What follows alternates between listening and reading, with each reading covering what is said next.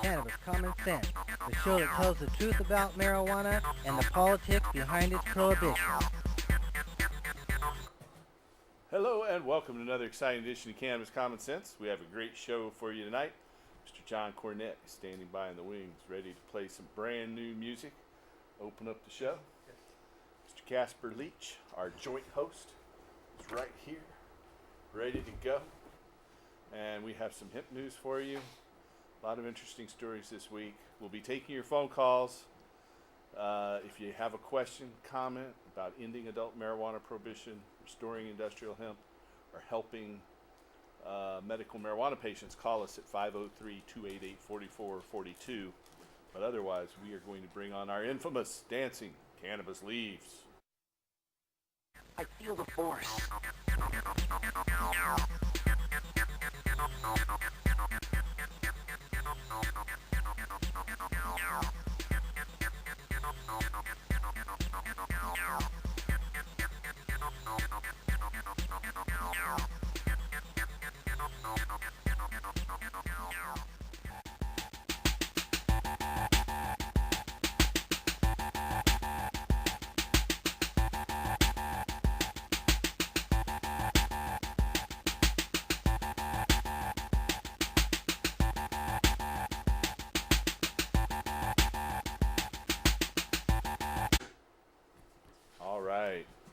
Our first story tonight is from the other Portland, Maine. Of course, we're in Portland, Oregon.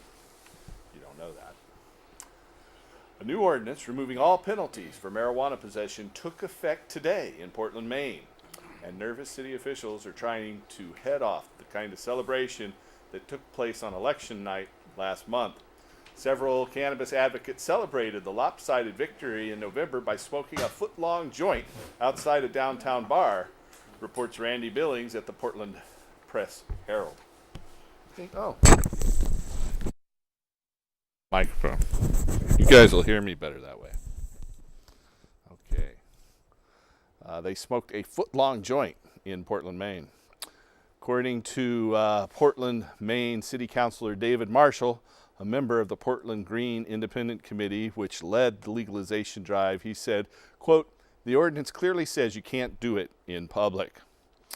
We certainly hope people respect the ordinance," end quote. 2/3 of Portland, Maine voters, an overwhelming 67%, on November 5th voted to legalize possession of up to 2.5 ounces of marijuana for adults 21 and older. Under the ordinance, adults are allowed to possess marijuana in public, but not use it openly. It's still illegal to buy or sell cannabis in Portland, Maine, and landlords can still ban cannabis use in their apartments. Medical marijuana is already allowed under Maine state law. Maine is also one of 16 states that have decriminalized possession, meaning anyone caught with under 2.5 ounces is subject only to a civil summons and fine, not criminal charges. Portland Police Chief Michael Suschuk said that police will continue enforcing Maine state law, since it supersedes city ordinances. From July 2012 to July 2013, Portland, Maine police issued 54 summonses for marijuana. 4 citations for marijuana possession and 4 for paraphernalia possession have been issued in Portland since voters approved the legalization ordinance last month. Officials in Jackson, Michigan have said they will respect the legalization ordinance approved by the voters there last month and will not arrest people for possessing cannabis on private property. Marshall in Portland, Maine said he'd like to see Portland police follow their example. Our next story is from Bristol in the United Kingdom.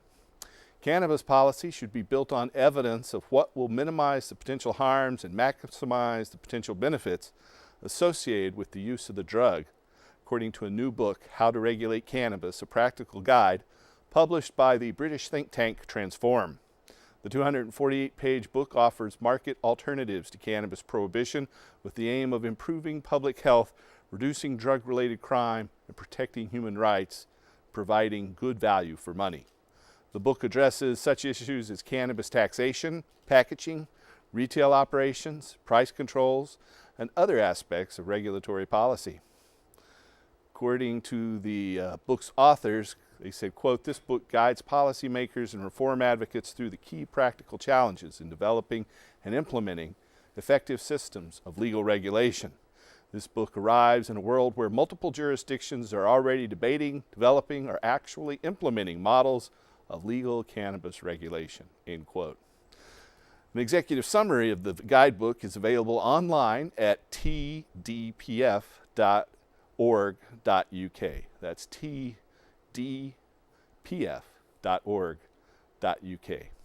Transform is a charitable think tank that campaigns for the legal regulation of drugs both in the United Kingdom and internationally. In our next story, a leaked United Nations document has revealed major international disagreements over the global war on drugs. The paper sets out the United Nations plan for a long-term strategy to combat illegal substances. The draft, written in September and leaked to the Observer in the United Kingdom, highlights serious disagreements over the United States-led policy of drug prohibition as an approach to the problem, reports Jamie Doward at The Guardian. A number of countries, particularly in Latin America, are now pushing for a different approach, placing more emphasis on treating drug use as a public health problem rather than the war on drugs approach, which treats it as a criminal problem. Only the final version of the policy documents are normally seen. It's unusual for such a leak to happen before all the differences between the United Nations member nations are ironed out. The differences outlined in the paper are important. The document will be eventually a high-level statement on international drug policy, which will be published next spring. The publication of the document will set the stage for a review by the United Nations General Assembly, which occurs only once every 10 years. This event is currently scheduled for 2016 and will set the tone of international drug policy for the United Nations for the next decade. According to David Barrett, the Deputy Director of the Harm Reduction International Group, he said, quote, "The idea that there is a global consensus on drug policy is fake. The differences have been there for a long time, but you rarely get to see them. It all gets whittled down to the lowest common denominator when all you see is agreement. But it's interesting to see now what they're arguing about," end quote. South American nations at this year's meeting of the Organization of American States, or OAS, argued that the alternatives to drug prohibition must be examined. Colombia, Guatemala, Mexico, and Ecuador, along with other nations, are criticizing the United Nations' support of prohibition, saying the status quo ends up benefiting drug cartels and paramilitary groups. Yesterday, Thursday, December 5th, marks the 80th anniversary of the ratification of the 21st Amendment, which ended the prohibition of alcohol in 1933. The amendment repealed the 18th Amendment, passed in 1920, after more than a decade of increased crime, dangerously unregulated products, and a failure to reduce consumption, convinced the American public prohibition was an ineffective and destructive way to attack the problems associated with substance abuse. Alas, it was a lesson quickly forgotten. Decades later, America repeated the mistake with the prohibition of drugs, heir to all the same problems as alcohol prohibition, and then some. As former prosecutor and law enforcement against prohibition board member James Garrick says, quote, "Al Capone and other gangsters thrived when the government outlawed what people wanted. When booze went legit with the 21st Amendment, mobsters had to wait only 40 years before the government did it again with drugs. Same problem, same solution. Legalize, license, regulate, and tax," end quote. Two comparisons with the current war on drugs are particularly worthy of note. First, the prohibition of alcohol was actually closer to what reformists today call decriminalization, the removal of criminal penalties for use and possession, while sales, distribution, and manufacture remain prosecutable offenses. LEAP Executive Director Major Neil Franklin, a retired police officer for 34 years, said, quote, "The 1920s nicely illustrate why legalization and regulation, not decriminalization alone, are the solutions to the problems engendered by the war on drugs. As long as illegal markets guarantee high profits, no amount of law enforcement will be able to loosen the stranglehold organized crime has over the drug trade," end quote. Second, the end of prohibition of alcohol came not through the federal government, but through the states, the path that seems most likely for the end of prohibition of marijuana and eventually of all drugs. Already, Colorado and Washington have legalized and regulated marijuana, and the momentum is building in states across the country to follow suit. in order to reduce violence, increase oversight, and realign the priorities of law enforcement officials who've been too long focused on an unwinnable, destructive war on drugs.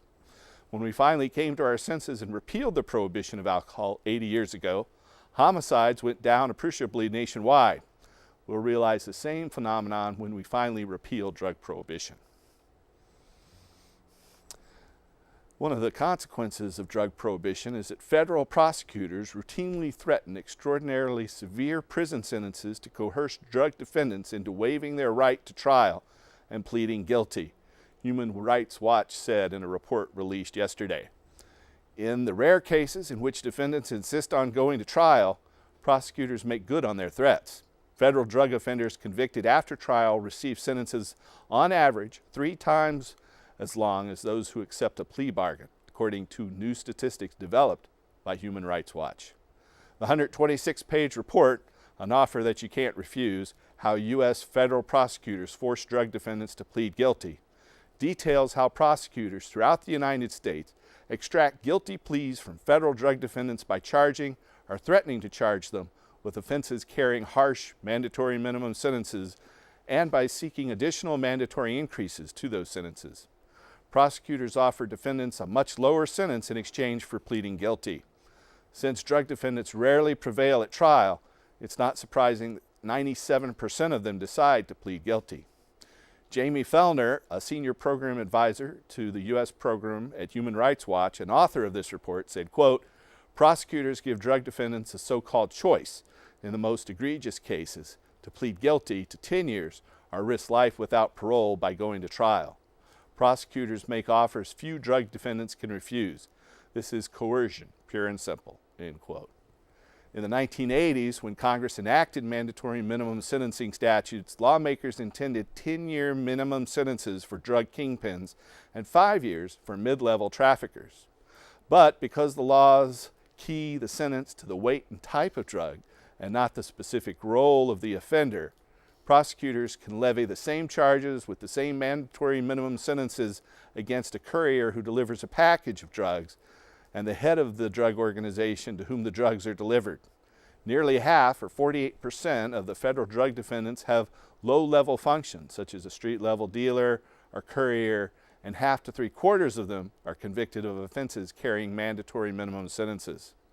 Prosecutors also pressure drug defendants to plead by threatening increased mandatory sentencing enhancements and penalties that are applicable if the defendant has 1 or more prior drug convictions or possessed a gun at the time of the offense. If the prosecutors carry out on their threats, they add decades to the defendant's time behind bars, resulting in punishments that, as one federal judge, John Gleason of New York's Eastern District, recently put it, are so excessively severe they'll take your breath away. From Sweden, alcohol is far more likely to be detected in the blood of fatally injured drivers than is the presence of either illicit substances or prescription drugs, according to data published online in the Scandinavian Journal of Public Health. Investigators from the University of Linköping, Department of Forensic Toxicology, evaluated the concentration of alcohol and other drugs in blood samples from Swedish drivers killed in road traffic crashes over a 4-year period from 2008 to 2011. The researchers stated, quote, "Not surprisingly, the legal drug alcohol topped the list of psychoactive substances identified in the blood samples from fatally injured drivers, which confirms results in surveys done in other nations. Indeed, in 76% of the fatalities, the autopsy's blood alcohol content was over 1.0 grams per liter, which gives convincing evidence that these drivers were impaired at the time of the crash. By contrast, the investigators acknowledged that the presence of an illegal drug alone was only present in 2.5% of the fatal crashes. The presence of prescription drugs was identified in nearly 8% of all fatal traffic accidents. The results of the study are similar to those published in the journal Accident Analysis and Prevention in 2012, which reported that cannabis and several other illicit substances appeared to be associated with only a small or moderate increase in accident risk. In that study, which reviewed findings from over 60 previous papers evaluating the use of illicit or prescribed drugs on accident risk, it concluded that cannabis was associated with minor but not dramatically increased odds of traffic injury or fatal accident. Antihistamines, penicillin, and were associated with comparably more odds to cannabis, the authors of the study concluded, compared to the huge risk in accident risk associated with alcohol, as well as the high accident rate among young drivers. The increases in risk associated with the use of drugs are surprisingly small, end quote.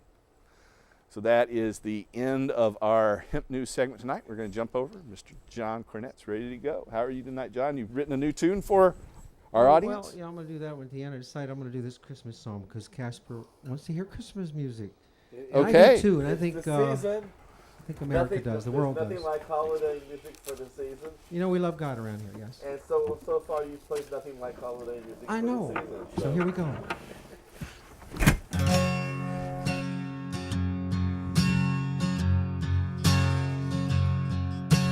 Come, they told me, pa-rum-pa-pum-pum,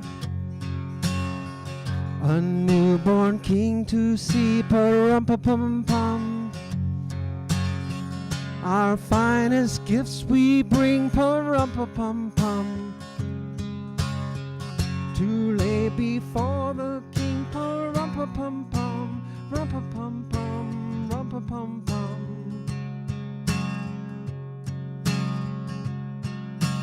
So to honor him, pa-rum-pa-pum-pum, when we come.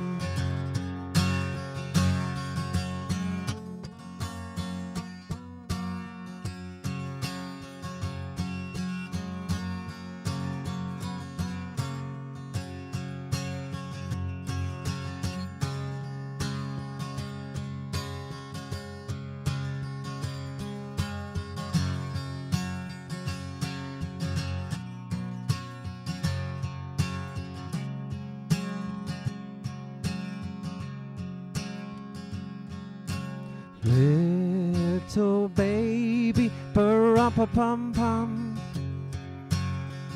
I am a poor boy too, pa-rum-pa-pum-pum. I have no gift to bring, pa-rum-pa-pum-pum, that's fit to give a king, pa-rum-pa-pum-pum, rum-pa-pum-pum, rum-pum-pum.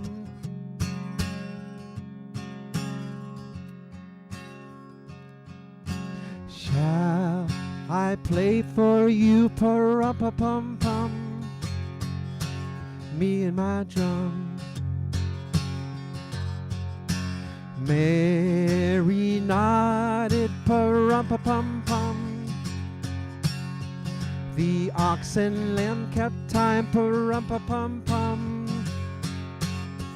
I play thy drum for him, pa-rum-pa-pum-pum.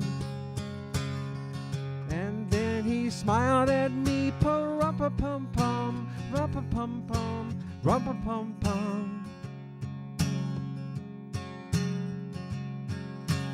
Then he smiled at me, pa-rum-pa-pum-pum, me and my drum.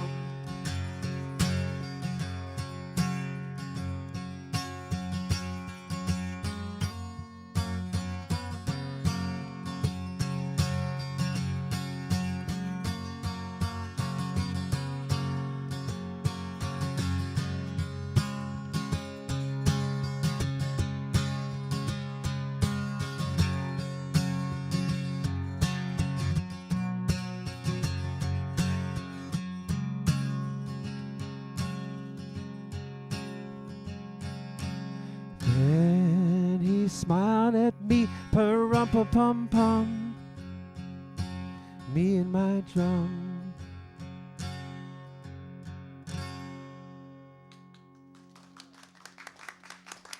Mr. John Cornett. Welcome, Casper. Thank you very much. Thanks for standing by there, and welcome, audience. If you have a question about ending adult marijuana prohibition, restoring industrial hemp, or helping medical marijuana patients, give us a call at 503-288-4442. That's 503-288-4442. So has it been a busy week for you, Casper? It has been a busy week. I'm losing my mind. I'm losing track of what's going on, but we're having a lot of fun at Time for Hemp. Making a point to tune in, listen in. So people do that at timeforhemp.com, obviously. Absolutely. We're now a global broadcasting network. You need to check us out. Indeed, indeed. Now, I know on Thursday we had Justin Bridges, who's played some music on here, on, and they're getting ready to do a national tour. And they've kindly called it the Cannabis Common Sense Tour. And today on the program, we had two-time Emmy winner. He also has won the Edward Murrow Award twice. Ben Swan was on as a guest today. And what did he win his? He talked a lot about Right. how police brutality is taking over in America in a lot of places, and we covered a lot of topics on journalism. We talked about Sanjay Gupta or whatever his name was on CNN and his coming out, and we covered a lot of topics of that nature. So making a point, download it. You know, I like to think, and I know I had a little impact on Sanjay Gupta changing his mind. He had written an article back in 2009, January of 2009, in Time magazine on why marijuana isn't medicine. So I had Joe Johns from Anderson Cooper's 360 show on CNN come here to Portland and interviewed me and talked about our work to end marijuana prohibition, our TV show, and our clinics. And I told him I wanted to debate Sanjay Gupta because he had written that article in Time magazine. And so when the show came out, it was a week-long series on Anderson Cooper's show called America's High, about marijuana. And in the segment I did, first they covered, the interviews that they'd done here in Portland, Oregon. And then Sanjay Gupta came on and talked about marijuana. At that point, he changed his mind. He came out there in, I think it was June of 2009, and where he'd written an article in Time magazine just a few months prior, said that marijuana was a useful medicine. And in fact, when the show was done this last August, the Weed show about medical marijuana that Sanjay Gupta did for CNN, they showed several of these bottles that we have here on the show at exactly 2 minutes into the show, and they gave us credit at the end of the show, too. Cool. So I like to know that I had a little impact. Well, we in pretty much bringing him around. We concluded on our show that as a researcher, as a journalist, you're supposed to be able to research facts, and as a doctor, you should know the facts that of the medical profession and be able to research that. And for anybody to come out as a doctor and a journalist at any point in their career and say what he's done was complete ignorance and just bad journalism, bad doctoring. So it's about time he's finally learning the truth and is able to now deal with people with truth.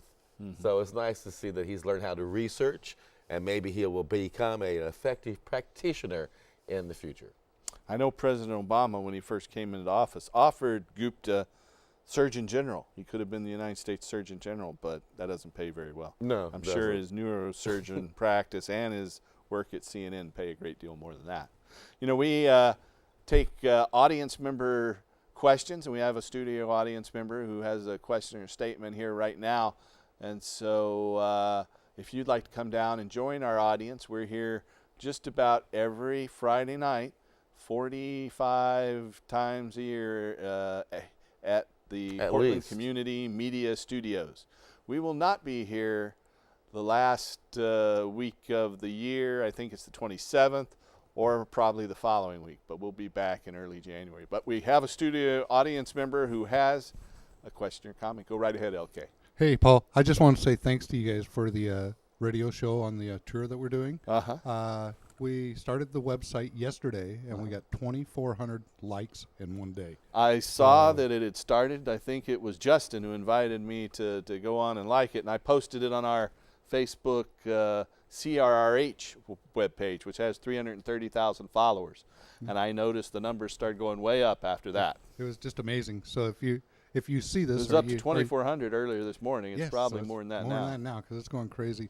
But if you hear this and you want to be a part of it, and you have some skills that might benefit us, don't hesitate to get on the website there. It's CannabisCommonSenseTour.com. So check it out, and thanks again, guys. Absolutely. Thank you. Okay. Absolutely. So we have a couple of petitions that are in circulation, and just now we have more signatures than any other initiative in the state right now. The marriage equality petition had started out several months before ours, but we've turned in a total number of signatures in excess of their total number of signatures. So we are in the lead in terms of initiatives on the way to make the ballot with our 2 initiatives. One, Initiative 21, a constitutional amendment to end marijuana prohibition, put it in our state constitution where it can't be tampered with by lawmakers. And Initiative 22 is a revision of last year's Measure 80, where we've revised the composition of the commission, the new Cannabis Commission, to oversee the regulations so that they're all appointed by the governor. Last time around we had named several, that said several people on the commission had to be voted in by license holders of marijuana grower, processor, or retailer licenses. That was a mistake on our part, and so we've changed it so now they are all appointed by the governor. And we've also put a limit on the total amount that people can possess, use, and grow. We did not place a limit in Measure 80, and so that is 24 plants and 24 ounces, the same limit we have for medical marijuana.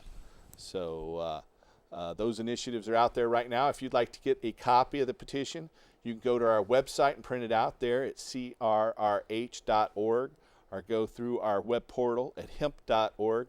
Come to our office here in Portland at 2712 Northeast Sandy Boulevard, or give us a call at 503-235-4606. Be happy to get some petitions sent out to you right away.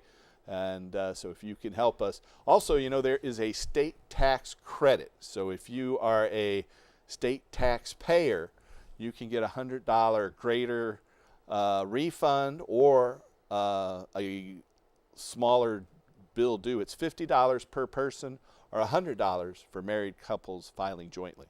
So if you can make us a loan, the state of Oregon will pay that back next time you file your state taxes next year. So please go out there and help us put these initiatives on the ballot. We've had over 2,500 people donate to our campaign so far, but we certainly could use your help. So please consider that. It's a holiday gift that the state will pay you back very quickly. I think we have a telephone call. Let's go ahead and take that call. Welcome to the show, caller. Greetings. Hey, Howdy. sometime, can you hear me okay, by the way? Yes, very well. Okay. Sometime in a Cannabis Common Sense episode, probably a year or so ago, I thought I saw some video, which would have been old movie footage, of our AMA, the American Medical Association, lobbying Congress and saying, please don't take this valuable medicine away from me. Is that was that ever on videotape or on Well, it wasn't a videotape, but it was definitely covered in a videotape. There were no video of the sessions of Congress where that happened in a committee in Congress. But in fact, it's true. A American Medical Association representative, his name was Woodward. He went before the House committee considering the Marijuana Tax Act of 1937 and urged them not to pass it.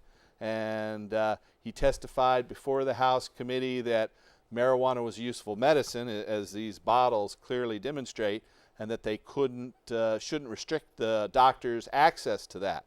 But when the bill went to the floor of the U.S. Congress, the committee people lied and said the AMA supported it. So in fact, the American Medical Association had opposed marijuana prohibition in the Marijuana Tax Act, but when it went to the floor of Congress, the congressman, surprise, surprise, lied and said that the AMA supported it. So that helped them pass it on the floor of the House of Representatives back in 1937. a bunch of lying swine-hoons? Yeah, that's how marijuana prohibition is based on racist lies. You know, they said marijuana, well, the whole name, marijuana, obviously was based on anti-Hispanic racism. It was a slang term in Mexico for marijuana. Right. And, you know, if they'd said it was hemp, they never could have passed that law. If they'd said it was cannabis, they never could have passed that law. But because they used this racist term, and they used a lot of racist propaganda saying it caused African Americans to violate the Jim Crow laws. So it was definitely racially based, and marijuana prohibition's based on these racist lies. Hey, another thing too with regarding industrial hemp. Now, Henry Ford didn't. How many cars did he make out of industrial hemp? And was it just the body and the seats, or what did he all? How much of the car was made out of hemp? It was the auto body. It was made with hemp and hemp fiber and hemp oil and several other plant materials as well. And then some of the dashboards, and it would run on a hemp-based fuel as well. He was an advocate for alcohol and biodiesel fuel. And so you could have. We can make right now. We could be if we could do it in agricultural hemp. We could be even make our gasoline-powered cars run on some kind of fuel. Would it be an alcohol-style fuel, or would it be more leaning towards looking like gasoline or something? It would look like diesel fuel, or they can. In fact, you can take raw hemp seeds, like we are burning right here. This is hemp seed oil, and this is a hemp wick. And so you can pour this right into any diesel engine and turn the key and drive on it. Now, if you refine it, you can make it into a substitute for gasoline without the toxic byproducts you get from petroleum. And so we call this our hemp flame of freedom cannabis energy demonstration. We're going to have this on every single show. We've got our hemp seed oil, and that's how it would burn in your engine if we could allow it. Now, right now, hemp oil is much more expensive than it would be. What they've done is we've allowed Canadians and Europeans to grow this low THC hemp by making certain it's less than 0.3% THC. What they've done is they've bred these hemp plants not to have flowers. And without flowers, it we can see the hemp car. That's one of several that he made there. There's two of them right there. And Henry Ford actually swung a sledgehammer at these things. But I remember seeing that one of them beating on it with a here, I think you're going to see it here in just a minute. There it is. Henry Ford is swinging the sledgehammer himself here. And it is just bouncing off the auto body. It's pretty cold there in Michigan. But what they've done is they've given the Europeans and Canadians, we in America don't have it yet, but they've given us these low THC hemp. And the way they get the THC low is they breed out the flowers. And by breeding out the flowers, they breed out the seeds. And so the seed production of this low THC hemp is 1/20th of what just modestly higher THC hemp produces. Feral hemp in the United States produces 20 times more seeds per acre. That USDA, the United States Department of Agriculture film that you've shown parts of in the past of Hemp for Victory, back in WW2, World War II, what was the THC content of those things that they were, of those plants that they were raising back then? 2 to 5%. Okay. That's feral United States hemp. They can't wipe it out, though a lot of states have tried. Nebraska has a policy of not harvesting wild hemp. They say because of the Nebraska Fish and Wildlife Department. They say that it's the only thing that the swallows can eat in the winter. And during the big drought they had last year, not this year, but the year before, it was the only green thing on the plains there in Nebraska were the hemp fields, because they have these deep tap roots. They had a lot of hemp growing in the early 20s and 30s when they had the Dust Bowl conditions. They probably could have reduced the damage from the Dust Bowl situation. Probably so. And now with that feral hemp out there, does it die off in the winter and then the seeds fall in the ground? Yeah, it's an annual. So it dies off October, November. The seeds fall in the ground. Some of them are stuck up on the branches, and that's what the sparrows eat that keeps them alive through the winter. Now, do the plants just kind of turn brown and die off then, and then they just start growing up in the spring again? Yes, exactly. Well, heck, we could be throwing this stuff all around in areas where they've like clear-cut logging and everything else. Yep, it could solve our deforestation problems by using hemp fiber for paper and building materials. It can solve our energy problems by using the seed oil and the ethanol produced from the biomass to fuel our engines and power plants.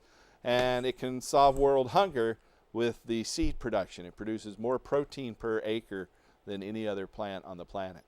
By the way, I remember a few years back you had the guy on your show that did the documentary called Fuel. Yeah, Josh Tickle. He did the movie and Fuel. he said he grew up down in Louisiana. I remember him talking about this, and he said wherever there was petroleum refineries where they converted crude oil into diesel and kerosene and gasoline, etc., there was cancer clusters around these refineries. Wherever there Definitely. It's very petroleum toxic. refineries, there's cancer clusters, which doesn't surprise me because of all the toxic crap that evaporates off of crude oil, no matter what grade it is. And you wouldn't have any of that problem with industrial hemp. No, Plus, not at all. industrial hemp would be producing lots of oxygen, and it would be sucking up lots of carbon dioxide. That's true. That's true. Hey, You know what real I quickly, often- in my last question, Go I've ahead. got a couple old kerosene lanterns around here I've never used, but could I put the hemp oil in that, and would it make a nice bright light then? Yes, just like this. I was just thinking maybe you guys might want to do that next show if you guys can find one at a little five and dime store. Get a little either glass or one of those. We thought about this. See, this takes so little oil to put in here Yeah. that, and we use the hemp twine here, where you can rarely get the wicks in those lanterns to fit right. So we just make our own with this hemp okay. twine and this hemp oil. Put it in here, and there you have it. It's just like a lamp, only cheaper and easier. Yeah. Less smaller reservoir. Well, hey guys, thanks for all the hard work you guys do, and I try to inform at least a couple of people per day if I bump into them, and especially I try to tell them. I says that marijuana should really be called cannabis, because some people, when you say, have you heard about the measure to legalize cannabis? And they go, what's cannabis? And I'm going, well, most people know it as marijuana, but it should really be called cannabis. And they kind of like, Or hemp. Hemp was the traditional or word hemp, for yeah, it. basically. Well, anyway, guys, I'll get off the line. Let somebody else call in. Thanks a lot for all your hard work. Take care, and I'll see you in the funny papers. Sounds good. Thanks for calling. A lot of good points there. You know, one of the things about Initiative 22 is it specifically allows farmers to cultivate the most productive hemp for fuel, fiber, and food. So Initiative 22, when enacted, will free industrial hemp and put Oregon farmers at the cutting edge. So Oregon farmers don't have to use the low THC hemp. They can use high THC hemp, and we can develop the tastiest hemp foods, the best hemp fuels, the best hemp fibers. So Initiative 22 is the only proposal ever drafted specifically with that in mind. That's pretty neat, isn't it, Casper? Very so. Very much so. You know, one of the things I like to say here on the show, and I must say it, said it probably at least 50 to 100 times, is that if the Exxon Valdez, which dumped that load of petroleum into Prince Edward Sound up in Canada, in Alaska, if that had been hemp seed oil, instead of poisoning the environment, it would have enriched the environment. Pretty much so. All the animals that had been coated with hemp oil could have eaten it and had a nutritious meal. So it wouldn't have poisoned the environment. We have another phone call. Welcome to the show, caller. Hi, Paul. It's me, Nikki. Hey, Nikki, how are you? How are you guys? Hi, Casper. There are audience members clapping at your name there. The audience members are clapping. Oh, Yes. I love the audience members. There's Hi, fans. guys. You have fans in high places. I am. I can't believe it. You know, they want me to come back on the show and be with you and Casper. All right. Well, you have an open And I'm invitation thinking sometime. about doing that one of these days. Yeah, if that's okay with you. Yeah. You got to come back for a fifth time. I called to say I love the Collective Call. I think it's a wonderful program. Thank you. Yes, and I want to give a shout out to Kara. All right. And then I also want to invite everybody. Now, you're talking about the Cannabis Club Crawl, right? I love it. Yeah, So I that's think where, it's if you're a wonderful medical thing. marijuana patient, you can come and we will have a designated driver take you around to at least 3 different clubs and visit these medical marijuana dispensaries where you can sample the wares and then come to our Absolutely. TV show afterwards. Yep, it's a And wonderful so thing, if, and I if love you're it. interested in getting on the Cannabis Club Crawl, then you can go to our office or give us a call at that number that just popped up on your screen. It's 503-235-4606. So you're at the Alternative Wellness Center? I am. I'm at the Alternative Wellness Center right now listening to live music by Steve Roden. All right. And I'm getting ready for Nikki's Diggity Dank Market on Sunday. So you got your farmers market coming up again. Is that every Sunday? Every Sunday, Paul, and I've got 15 vendors this Sunday. All right. Well, congratulations. So it's going to be really nice. I hope to see everybody there. All right. Well, thank you. And I love all you guys, and I'll see you guys soon. All right. Peace, love. All right. Cannabis. You too, honey. All right. Bye-bye. Oh, so much for that. We have a little film clip we're going to run right now from the documentary about industrial hemp called Bringing It Home. So stay tuned, and we'll be back right after a few minutes from this new video.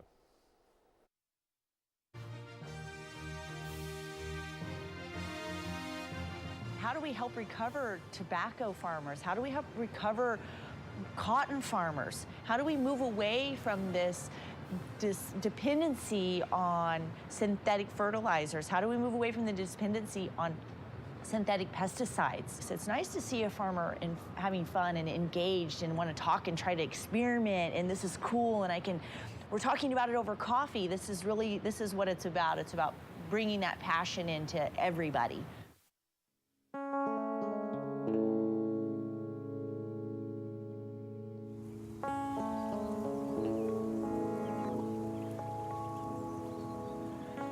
I'm one of the founders of Braham & Murray, and we make food from hemp seed. We're also one of the largest hemp farmers in Europe.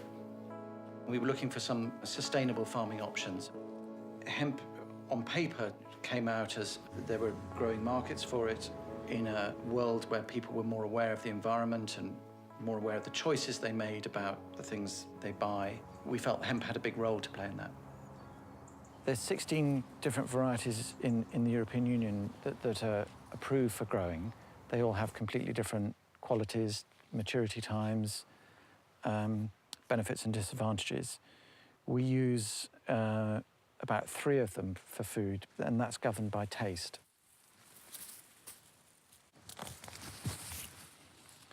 The plant also has this fantastic root structure, which is really, really good for the soil. This is left in the ground at the end of the life of the plant, and it returns a lot of organic matter to the topsoil. It helps with drainage. The nice thing about hemp, it grows on marginal land. We can also use it as a phytoremediation crop, sorting out land that was damaged in the past, using hemp to pull out the heavy metals, to pull out some of the pollution, and getting that land back to the state we need it in to provide us with food. I've been managing farms in the southeast for 20 years now. 2 or 3 years ago, I started growing hemp. And a year ago, Hemp Technology asked me to come on board with them and act as like a bridge between the factory and the grower to improve logistics and improve the quality of the crop and recruit new growers. We like having hemp as a break crop because it's a very good natural break for weeds and pests and diseases. And because hemp is sown in May, it fits very well after an overwintered fallowed break. To cut the seed from this crop, we just use a conventional combine harvester and just cut the seed heads off. That's the only specialist equipment that's needed, and that's provided by contractors in the UK.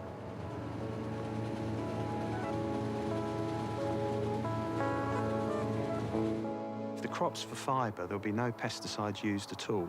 If the crop's a seed crop, we will apply diquat, which is a desiccant to kill off the stems after we've harvested the seed. So the seed itself has no pesticides on. So it's quite a low-risk, low-cost crop. Once you can get somebody trying the crop, they'll very often then grow it year after year after year because they realise the benefits. It's quite a profitable crop, particularly if you go for the dual crop and you're harvesting the seed as well.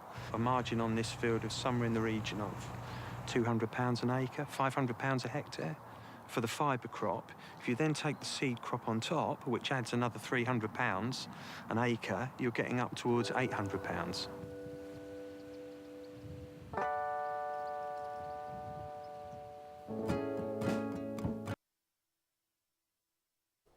All right, that is from the video Bringing It Home, and they will bring home the hemp message to you. In fact, we'll be talking a little bit more about hemp, but just a moment ago we were talking about the Cannabis Club Crawl.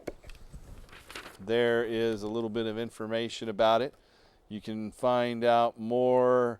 You can Twitter or tweet to @Cannabis Club Crawl, and come on, give us a call at 503-235-4606 to get a little bit more information. We're going to go down with our show and tell here. Come down. There we go. This. Close in real tight, real tight. This is a container that held hashish from Eli Lilly. Eli Lilly solid hashish. This is also an Eli Lilly product, and it was powdered extract of cannabis indica, what we might call keef nowadays. It's powdered cannabis trichromes. An ounce would fit in this little bottle. Right next door, another Eli Lilly product. Eli Lilly and Park Davis both had about 15 different cannabis products. Half of those were combined with other substances, and the other half were pure cannabis, like this tincture bottle. Hemp Man, Eric Leutz just brought in this hemp seed bottle. Hemp seed was known to be useful for a variety of different conditions, so sometimes physicians would recommend hemp seed, and so I think this is a reproduction bottle. I'm not sure of that, but I think so. This is a hemp hacky sack. It's got hemp seeds inside, woven with hemp fiber, 100% hemp. This is hemp lotion, age-defying hemp Z lotion. You can pick that up at many different places. Then we have our little jar of hemp seed oil, the seed oil pressed from the seeds of the marijuana plant. This hemp energy drink and hemp energy itself right here, our cannabis flame of freedom, and the wicks we get from our hemp twine. And Casper has a sign. Hold up your sign, Casper. And it's sign here. Wherever you see that sign, you can go and sign Initiative 21 and Initiative 22, or you can print it online. You can go right on to our website and print out the single signature sheet and mail it back to us or bring it into our office. So we urge you to do that. And our initiative right now has more signatures than any other initiative campaign in this state. We're ahead of the marriage equality initiative now.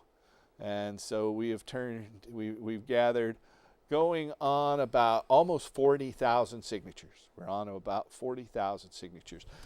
Initiative 21 is a constitutional amendment. It needs 116,000 good, valid signatures to qualify. Initiative 22 is the statutory revision of Measure 80.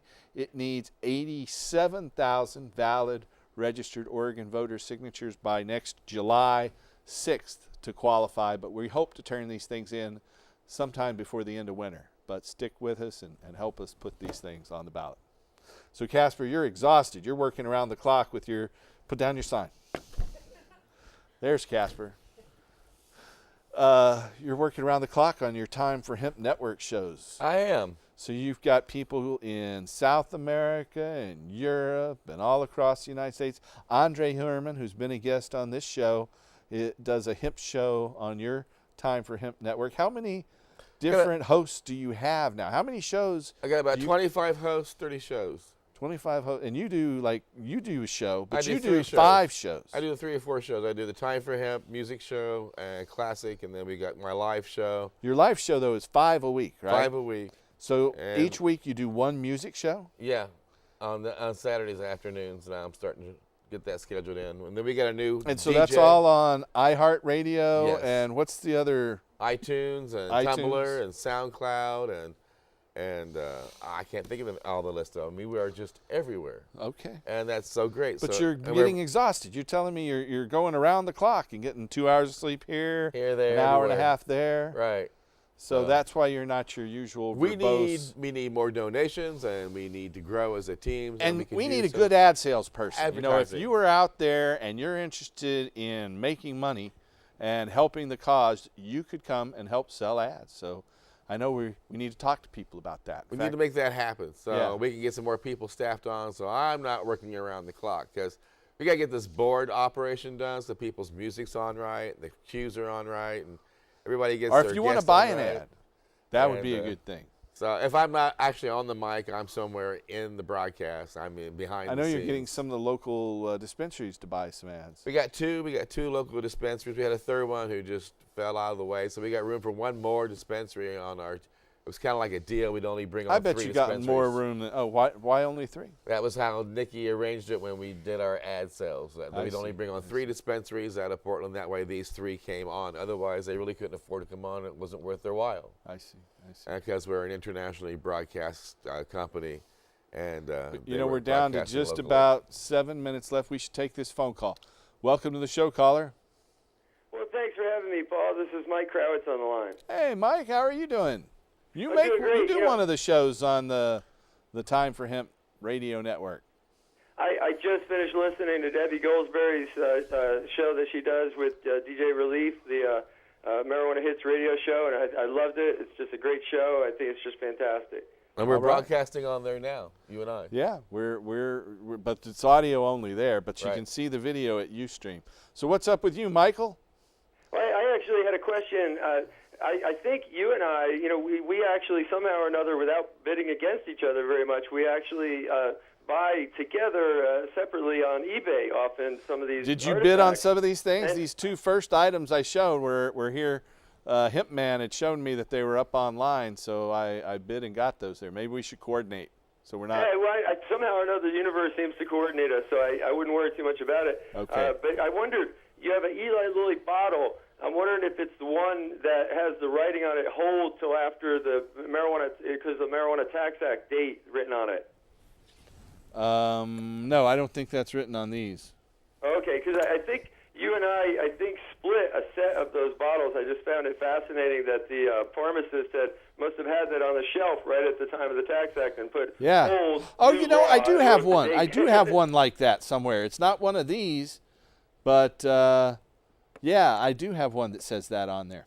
Yeah, well, you and I split the pair. I got the Park Davis one, and you got the Eli Lilly one. How do you like that? That's pretty cool. I love it. I really do. I really think that those artifacts, when you hold them in your hand and you look at them the way that you can, you know, live there in the studio, they capture a history that you can never tell with words. Yeah, that's true. That's why we try to show them regularly here on the show and educate people about the history of cannabis, because it says a lot. Good. Well, good job with that. Good job. I didn't realize actually that you had a couple of artifacts on Sanjay Gupta's special.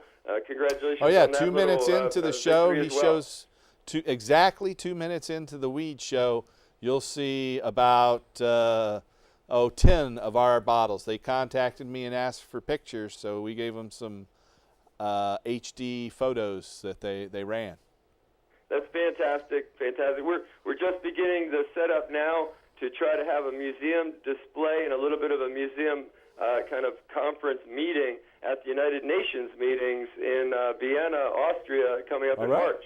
So I'll keep you informed on that. Well, I'd be happy to participate in that. I know Ben Dronkers in Amsterdam has a wonderful collection. I went to his museum in Barcelona in September when they invited me to come speak at the Expo Grow.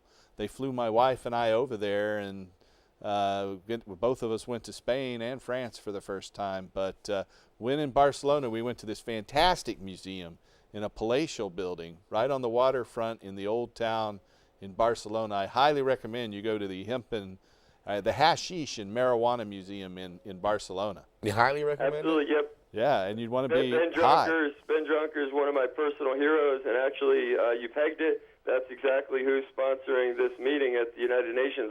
I'm going to be up late tonight waiting for his call by Skype. All right. Well, we'll talk more. Thanks for calling, Yes, Michael. yes. We're just about Thanks out of for time. everything, guys. You're very welcome. Well, Casper, you want to give one more plug on how to find your stuff on the internet? Timeforhemp.com. Check it out.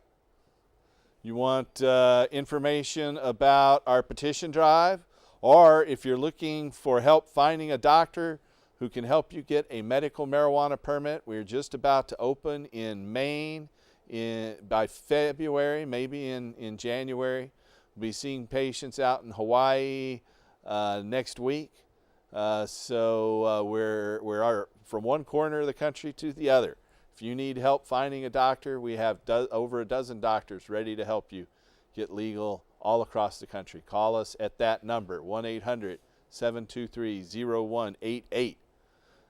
And remember, we're going to go out with great new music by Mr. John Cornette. He's got a new song he's written for us.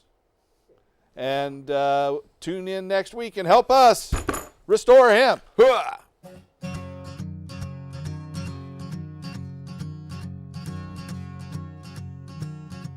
Some folks like tomatoes, some like robot pie. I like when my vegetables get me a little high. May not be for everyone, may not fit your needs, but this incredible edible vegetable is more than just a weed. Incredible, edible, vegetable.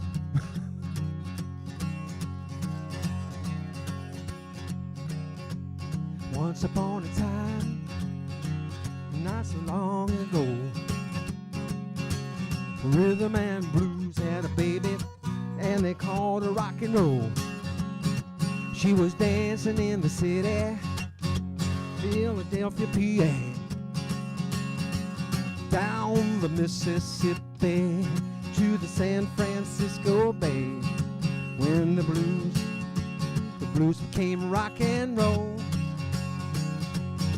When the blues became rock and roll.